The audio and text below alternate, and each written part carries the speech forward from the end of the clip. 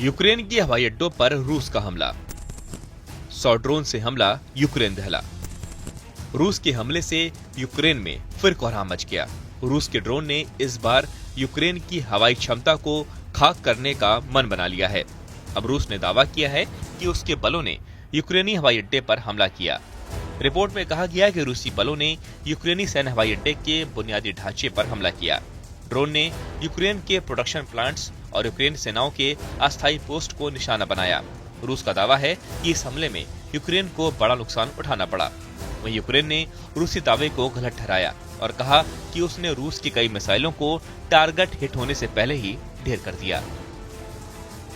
इस बीच रूसी वायु रक्षा बलों ने कई यूक्रेनी रॉकेट, हवाई बम और लगभग 100 ड्रोन को रोक दिया। इसके अलावा रूसी बलों ने रूस के कुर्स्क क्षेत्र में यूक्रेनी लक्ष्यों पर हमला करना जारी रखा। यूक्रेनी वायुसेना ने कई रूसी क्रूज मिसाइलों और 100 से अधिक ड्रोन को मार गिराने का दावा किया।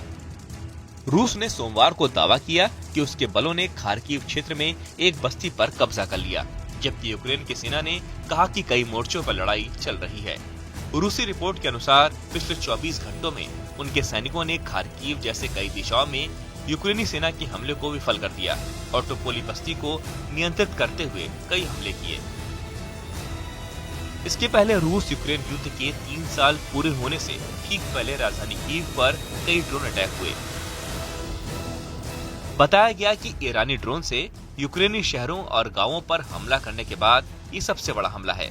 ज़ेलेंस्की ने कहा कि पिछले हफ्ते रूस ने यूक्रेन पर कुल मिलाकर 1150 हमलावर ड्रोन, 1400 से ज्यादा हवाई बम और 35 मिसाइलें दागी। फरवरी 2022 में रूस ने यूक्रेन पर आक्रमण किया और देश के अधिक हिस्से पर कब्जा करना शुरू कर दिया। द्वितीय विश्व युद्ध के बाद यूरोप में इसे बड़ा संघर्ष माना जा रहा है। इस युद्ध में हजारों की संख्या में लोगों की मौत हुई, जिसमें कई शरणार्थी शामिल हैं। एक रिपोर्ट के अनुसार 24 फरवरी 2022 को जंग की शुरुआत के बाद यूक्रेन के 11% जमीन पर रूस ने कब्जा कर लिया। लेकिन अगर साल 2014 से तुलना करें तो रूस यूक्रेन के 18% भूभाग पर कब्जा कर चुका है।